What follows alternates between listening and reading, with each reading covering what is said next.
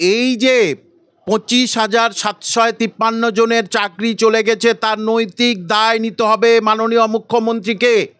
এবং সাংবাদিক সম্মেলন কোন লজ্জায় করছেন আপনি?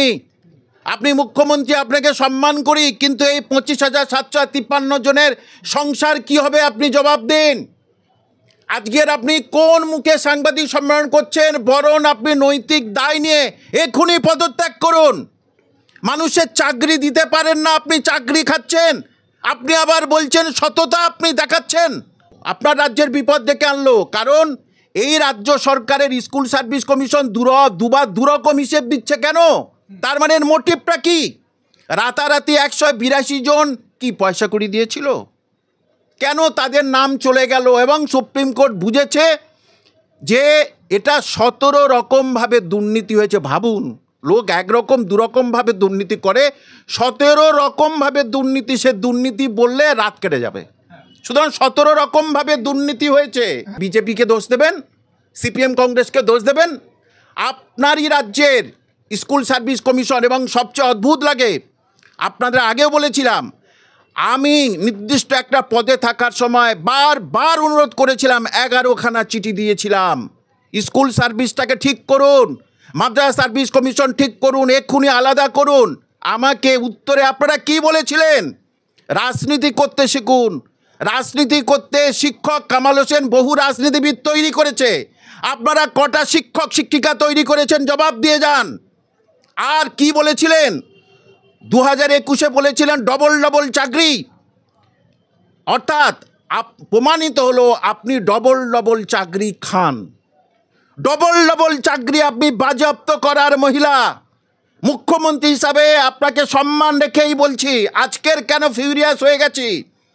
আমার কাছে 2210 জন ছেলে, তারা প্রত্যক্ষ পরোক্ষভাবে পড়ে চাকরি পেয়েছে।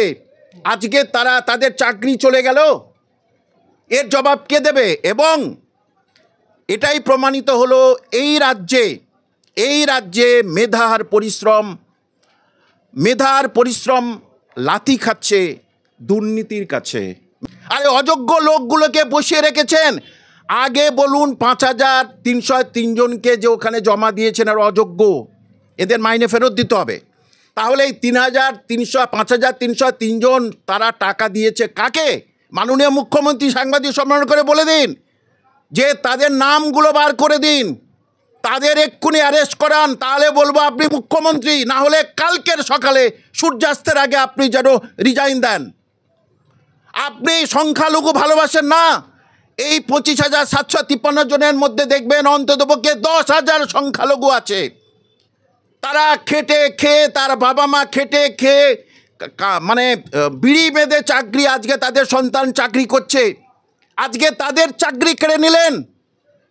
আপনি এখনো পর্যন্ত সঠিক হিসেব দিতে পারেননি, সেইটা বুঝে গেছেন মাননীয় প্রধান বিচারপতি এবং তার পাশে যিনি ছিলেন। সুতরাং এখন ওরকম আর বুলিয়া আউড়ে আপনার কোনো লাভ নেই, কোনো কিছু আর হবে না বুলিয়া আউড়ে। সুতরাং ইমিডিয়েটলি মানুষ বেঁচে যাক, রিজাইন দিন। আপনি নৈতিক দায়বদ্ধ দিয়ে রিজাইন দিন। আর না হলে যতদিন না রিজাইন দেবেন, এই 25,753 জনের ফ্যামিলিকে 40,000 করে টাকা দিন।